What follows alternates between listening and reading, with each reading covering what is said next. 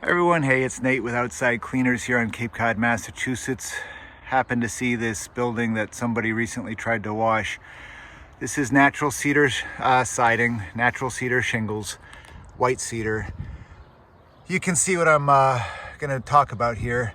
Somebody has etched up this siding pretty badly using excessive pressure, and you can tell from the very narrow passes back and forth that they were using a very low flow machine, probably 1.5 gallons or 2.5 gallons a minute machine.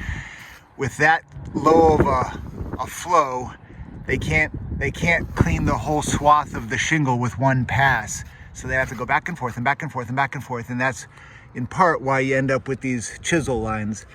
The other part is that it was just excessive pressure, and I don't see evidence of them using any sort of detergent or proper cleaning solution.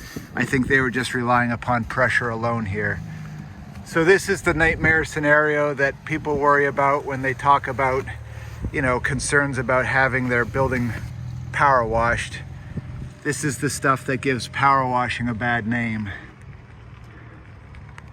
Well, let's try to avoid this, huh?